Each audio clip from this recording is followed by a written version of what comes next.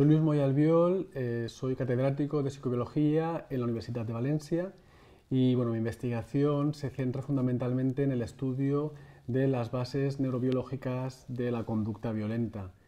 También trabajo otros temas como la cooperación, la empatía y también todo lo que tiene que ver con la conducta prosocial. Soy director del máster de neurocriminología y además pues junto a ello estoy muy interesado en la divulgación, en lo que son colaboraciones con radio, televisión o también en el escribir libros para poder llegar a todos los públicos. Quizá una de las cuestiones que tenemos que plantearnos es si existe el concepto de maldad y también si tendría una base científica. Desde épocas históricas nos hemos planteado desde distintas teorías si el hombre es bueno por naturaleza y es la sociedad la que lo corrompe, o bien si el hombre nace ya con un impulso de maldad. Desde mi punto de vista tendríamos que hablar más de violencia que de maldad, puesto que en muchas ocasiones, aunque el concepto de violencia lleva implícito que hay una intencionalidad, cuando tratamos de definir científicamente lo que sería la maldad, podemos entrar en temas éticos. Para nuestra conceptualización hablaríamos de violencia y, sobre todo, incluyendo en esa intencionalidad, si se trata de una violencia de tipo premeditado, donde a lo mejor habría una mayor cercanía a la maldad, o cuando es una violencia impulsiva en la que no podemos controlar el impulso y quizá el concepto de maldad sería más ambiguo, puesto que no queremos hacer realmente lo que estamos llevando a cabo. Otra de las cuestiones que podríamos plantearnos es si hay personas que nacen con una inclinación natural hacia la maldad. Lo que podemos decir es que hay personas que tienen una mayor predisposición hacia la violencia y esa predisposición sería debida a un conjunto de factores entre los que estarían los genéticos, por ejemplo, pero también los biológicos y ambientales. Por tanto, más que decir que hay personas con esa tendencia a la maldad, lo que podríamos decir es que hay una mayor predisposición a que se comporten violentamente. Es cierto que la parte positiva de todo esto es que el ambiente en el que crecemos, la sociedad en la que nos desarrollamos y la cultura con la que crecemos pueden ser en muchas ocasiones un contrapeso para esa predisposición con la que podemos nacer. Bien, cuando intentamos equiparar la maldad con el crimen, podríamos decir que hay alguna serie de puntos colindantes y también hay una serie de diferencias. Es cierto que en mucha criminalidad entra la maldad, pero hay ocasiones en las que el crimen se puede producir debido a otros factores como por ejemplo el consumo de sustancias en los que no hay una conciencia de lo que se está llevando a cabo, puede ser también por un momento de estrés, puede ser debido a otros factores en los cuales realmente no hay una equiparación entre lo que sería maldad y crimen. También podríamos argumentar que muchos de los crímenes y sobre todo criminales que actúan de forma serial o asesinos en serie sí que tendrían un componente de repetición de ese acto porque les puede producir placer.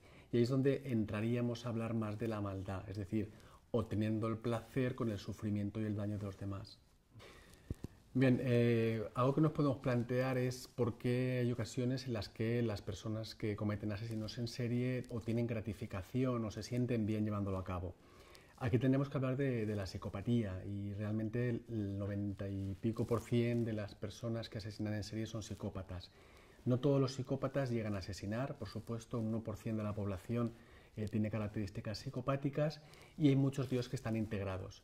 Pero los que no controlan o no pueden llegar a retener este impulso violento son los que llegan a asesinar, porque el impulso violento de desviación social hace que no puedan remediarlo. Lo que se ha visto en los estudios de neuroimagen, que son estudios que nos permiten fotografiar el cerebro humano en vivo, es que podría ser que en personas con estas características tuviesen un efecto reforzante, es decir, estos comportamientos reforzasen lo que es el circuito que regula el refuerzo. El refuerzo se entiende como aquello que nos produce placer, que en la mayoría de las personas puede ser debido a placeres de la vida, pero hay otras personas que pueden sentir un refuerzo con, por ejemplo, el infligir daño a los demás o con la envidia u otras conductas. Bien, el siglo XXI es el siglo del cerebro y realmente lo que nos ha hecho que se produzca un gran avance en el conocimiento del cerebro humano en vivo son las técnicas llamadas de neuroimagen. ¿Qué es la neuroimagen? Pues realmente son como hacer de forma sencilla fotografías del cerebro. Lo que estamos estudiando es la activación o la actividad cerebral que se produce cuando estamos por ejemplo, observando un evento, una imagen, o estamos pensando en algo o estamos realizando una tarea concreta. Todo ello ha hecho que tengamos muchísima información de lo que ocurre en un cerebro, por ejemplo, cuando se comporta de forma violenta o cuando está empatizando o ante cualquier conducta. También nos está permitiendo entender muchas de las bases biológicas o cerebrales que están a la base de todos los comportamientos. Bien, la neuroimagen cerebral ha permitido avanzar mucho en el conocimiento del cerebro de las personas violentas y de las personas que han asesinado. Resumiendo mucho, cuando estudiamos el cerebro de personas que han asesinado, lo que se observa es que en principio hay una activación muy fuerte de estructuras diencefálicas. Estas estructuras, como por ejemplo la llamada amígdala, son estructuras que regulan la emoción. Cuando sentimos una emoción muy fuerte, por ejemplo mucha rabia, hay una hiperactivación, un exceso de activación en esta parte del cerebro. Y también se veía que había un pobre control del córtex prefrontal. El córtex prefrontal es la parte del cerebro que tenemos más desarrollada y es la que nos permite regular y controlar el impulso. Estudios posteriores lo que han hecho ha sido diferenciar a asesinos que actúan de forma premeditada, que tienen características más psicopáticas, con asesinos que actúan de forma impulsiva. Y lo que se ha visto es que en asesinos que actúan de forma premeditada, aunque hay esa hiperactivación del encéfalo, el córtex prefrontal funciona correctamente, es decir, no es un córtex hipoactivo que no puede controlar el impulso. Mientras que los asesinos que son más impulsivos, más violentos y que no actúan con premeditación, este córtex no actúa de ese modo, es decir, no tendríamos cerebralmente ese control del impulso que viene tan fuerte por parte de estructuras más primitivas como el de encéfalo.